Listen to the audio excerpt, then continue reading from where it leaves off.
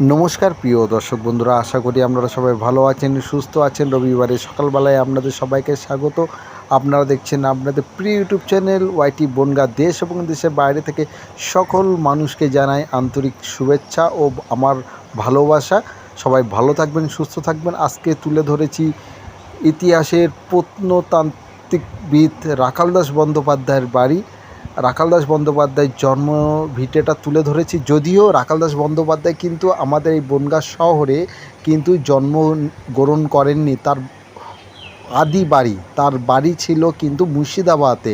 আর যেই জায়গাটা আপনাদের সামনে তুলে ধরেছি তার চারপাশে মনোরম শান্ত পরিবেশ। আপনারা দেখছেন রবিবার সকালবেলা বনগাঁ রাখাল দাস বন্দ্যোপাধ্যায়ের বাড়ি, মনোরম শান্ত পরিবেশ তুলে ধরেছি। ভিডিওটা শুরু থেকে শেষ অবধি দেখবেন।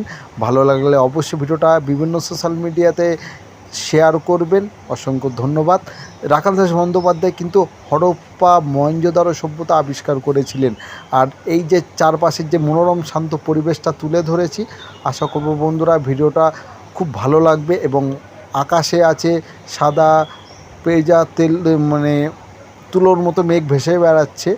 আর এটা হচ্ছে বাড়ির দালান কোটা। সামনে আছে জোড়া শিব মন্দির। আর আপনাদেরকে বলে রাখি, এই জায়গায় আসতে হলে কিন্তু আপনাদের সোজা আসতে হবে বনগাঁ বাটার মোড় হয়ে রাখাল দাস বন্দ্যোপাধ্যায় নামাঙ্কিত সেতু, রাখাল দাস বন্দ্যোপাধ্যায় যে ব্রিজ আছে সেটাকে পার করে আপনাকে আসতে হবে ছয়ঘরিয়া ঠাকুর হরিদাস বালিকা বিদ্যালয়ের অপোজিটে। সোজা গেলে কিন্তু এনার বাড়ি পড়বে। এখানে কিন্তু কনফিউজ হওয়ার দুটো কারণ আছে। জোড়া শিব মন্দির কিন্তু সামনে একটা আছে, যেটা ভিডিও শেষে আপনারা দেখতে পাবেন। আর এটা হচ্ছে তার বাড়ি।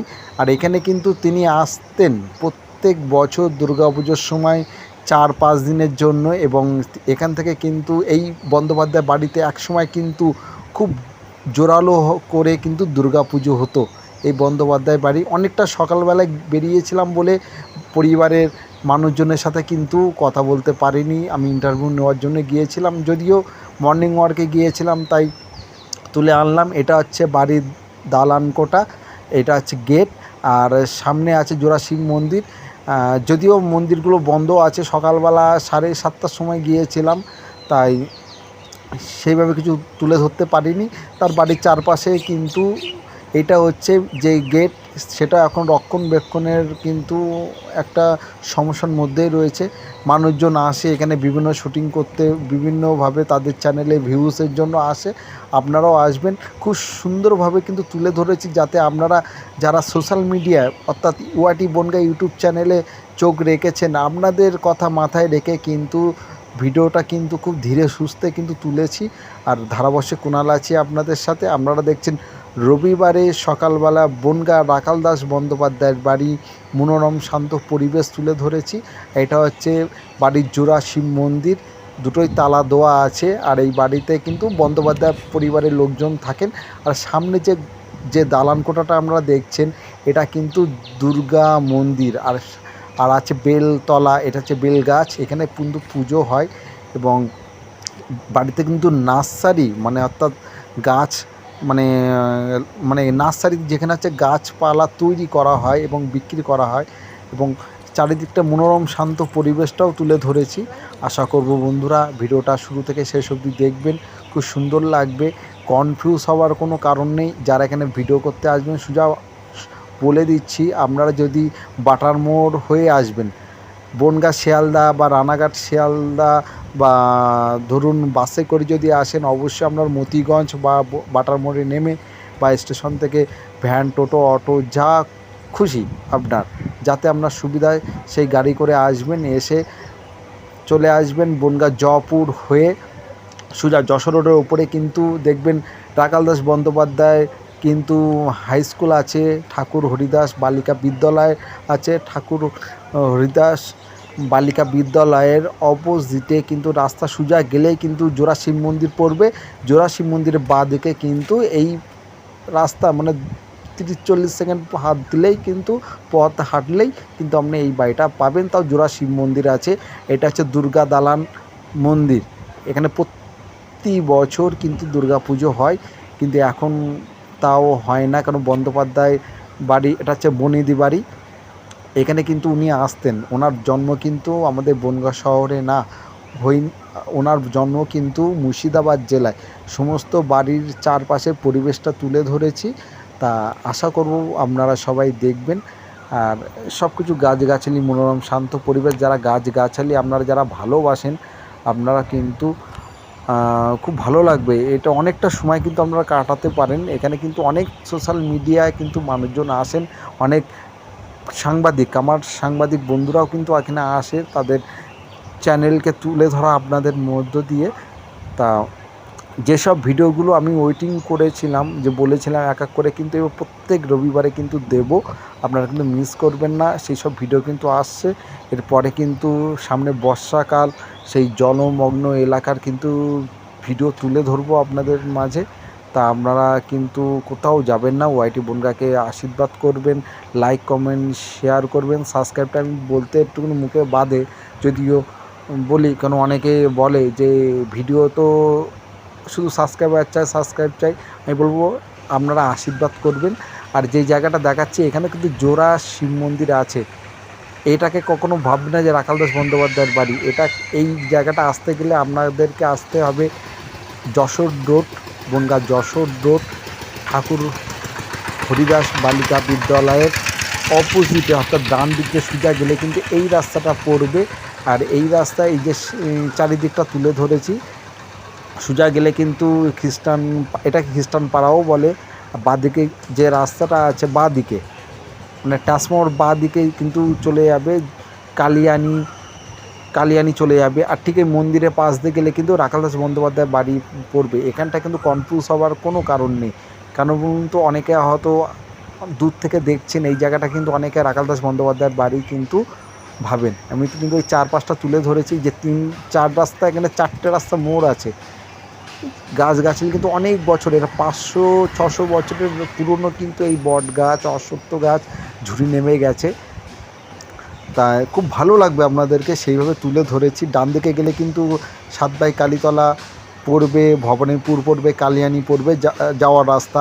বাঁ দিকে কিন্তু গেলে শিব মন্দিরের পাশ দিয়ে গেলে কিন্তু আপনারা কিন্তু যেতে পারবেন রাখাল দাস বন্দ্যোপাধ্যায়ের বাড়ি, নরহরিপুর, বিভিন্ন গ্রাম। আর এই জায়গাটা কিন্তু বনগাঁ থানার অধীনে ছিল, কিন্তু এখন পেট্টাপোল থানার আন্ডারে চলে গেছে।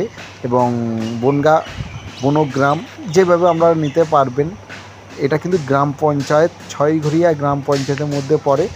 আর থানা পেট্টাপোল, জেলা উত্তর চব্বিশ পরগনা, আর রাজ্য পশ্চিমবঙ্গ। জায়গাটা খুব সুন্দর জায়গা। এইসব জায়গায় আসতে গেলে কিন্তু দেখতে হবে ভিডিও ওয়াইটি বনগাঁতে। আর ওয়াইটি বনগাঁ কিন্তু বিভিন্ন পরিবেশের ভিডিও। এই যে শিব মন্দিরের পাশ দিয়ে সোজা গেলে কিন্তু রাখাল দাস বন্দ্যোপাধ্যায়ের বাড়ি কিন্তু আপনারা যেতে পারবেন। কিন্তু কিছুটা গেলে ডান দিকে বাড়ি, সেই বাড়ির সামনে কিন্তু জোড়া শিব মন্দির আছে। কখনো এই শিব মন্দির দেখে কিন্তু বলবেন না যে এটা রাখাল দাস বন্দ্যোপাধ্যায়ের বাড়ি। কিন্তু রাখাল দাস বন্দ্যোপাধ্যায় কিন্তু আমাদের বনগাঁতে কিন্তু জন্মগ্রহণ করেননি, উনি জন্মগ্রহণ করেছিলেন মুর্শিদাবাদ জেলায়। আর উনি পুজোর সময় আসতেন তাদের এই শরিক বাড়িতে। এখানে কিন্তু কয়েকটা দিন কিন্তু থাকতেন রাখাল দাস বন্দ্যোপাধ্যায়। আর রাখাল দাস বন্দ্যোপাধ্যায় কিন্তু হরপ্পা মহেঞ্জোদারো সভ্যতা কিন্তু আবিষ্কার করেছিলেন। আর রাখাল দাস বন্দ্যোপাধ্যায় একজন বন্ধু ছিলেন, তার নাম হচ্ছে দয়ারাম সাহানি। আমরা কিন্তু ইতিহাসের পাতায় কিন্তু তাকে কিন্তু খুব পড়েছি।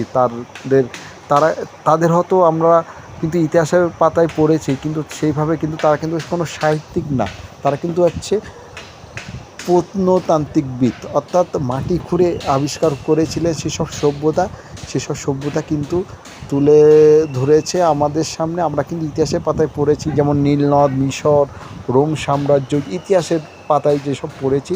সেই রাখাল দাস বন্দ্যোপাধ্যায় বাড়ির চারপাশে মনোরম পরিবেশ, এটা কিন্তু আরেকটা খুব সুন্দর জায়গা। এইসব জায়গায় কিন্তু আসলে কিন্তু আপনার মন ভরে যাবে। যারা সোশ্যাল মিডিয়াতে চোখ রেখেছেন আশীর্বাদ করবেন, ভিডিওগুলোকে কমেন্ট করবেন, লাইক করবেন। এই চ্যানেল কিন্তু শুধু আমার চ্যানেল না, এই চ্যানেল কিন্তু আপনাদের চ্যানেল, আপনাদের ভালোবাসার চ্যানেল, আপনাদের প্রিয় চ্যানেল। এই শিব মন্দিরে গা ঘেঁষে সোজা চলে গেলেই কিন্তু আপনারা কিন্তু রাখাল দাস বন্দ্যোপাধ্যায়ের বাড়ি যেতে পারবেন। এই শিব মন্দির লোকেশনটা দেখে নিন। শিব মন্দির এখানে তো 4টে আছে, রাস্তার মাঝখানে দুটো, এই রাস্তাতে সোজা চলে গেলে কিন্তু নরহরিপুর দক্ষিণ পাড়া এবং রাখালদাস বন্দ্যোপাধ্যায় বাড়ি পড়বে, এই রাস্তা সোজা। আর ডান দিকে কিন্তু আছে উপস্বাস্থ্য কেন্দ্র। আপনাদের সুবিধার জন্য আমি কিন্তু চারিদিকটা তুলে ধরেছি, যাতে আপনারা দূর থেকে যদি এখানে আসেন আপনাদের কোনো অসুবিধা না হয়। আর অসুবিধা হলে আপনারা আমার এই ভিডিওটা, ইউটিউবে এই ভিডিওটা বারবার দেখবেন। লোকেশানগুলো কিন্তু আপনারা কিন্তু দেখতে পারবেন। অনেকে হয়তো লোকেশান দেখে আসেন, ভিডিও দেখে আসেন। আমি বলবো, আমি বনগাঁর ছেলে, আমি স্থানীয় ছেলে। আমার চ্যানেলে কিন্তু আপনারা ভালো ভালো কন্টেন্ট ভিডিও পাবেন, আর সম্পূর্ণ কিন্তু গ্রামভিত্তিক বলেছিলাম। তাছাড়া যেসব ধরনের ভিডিও আপনারা দেখছেন পরিবেশ বান্ধব ভিডিও এবং বিভিন্ন সাহিত্যিক, আমার এই চ্যানেলে কিন্তু বিভূতিভূষণ বন্দ্যোপাধ্যায়ের বাড়ি কিন্তু দেওয়া আছে, আপনারা দেখবেন। প্রচুর ভিডিও দেওয়া আছে, সব ভিডিওটা তো আমি বলতে পারবো না, প্রচুর ভিডিও, 100-র উপরে ভিডিও দেওয়া আছে। আপনারা আশীর্বাদ করবেন ওয়াইটি বনগাঁ যেন মানুষের পাশে দাঁড়াতে পারে, মানুষের আর্থিক সাহায্য করতে পারে। আপনারাও থাকবেন আমার পাশে। এই চ্যানেলটা আপনারা না থাকলে কিন্তু এই চ্যানেল কিন্তু আমি চালাতে পারতাম না। আপনাদের আশীর্বাদ, ভালোবাসা, স্নেহ কিন্তু চলছে। এটা কিন্তু আপনার পরিবারের চ্যানেল, আপনার চ্যানেল, তাই এই চ্যানেলকে ভালোবাসবেন। ওয়াইটি বনগাঁ সবসময় সবার পাশে, তা ওয়াইটি বনগাঁকে ভালোবাসুন। আপনারা দেখছেন ওয়াইটি বনগাঁ, রবিবার সকালবেলা আপনারা দেখছেন বনগাঁ রাখালদাস বন্দ্যোপাধ্যায়ের বাড়ি, মনোরম শান্ত পরিবেশ। তা আশা করব বন্ধুরা ভিডিওটা শুরু থেকে শেষ অবধি দেখার জন্য আপনাদেরকে অসংখ্য ধন্যবাদ জানাই। এসব জায়গায় না আসলে কিন্তু বন্ধুরা খুব মিস করবেন। যারা ঘুরতে ভালোবাসেন, সবসময় যারা ঘুরতে ভালোবাসেন আসবেন। ধারাভাষ্যক কুণাল ছিলাম, দেখা হচ্ছে অন্য কোনো ভিডিওতে।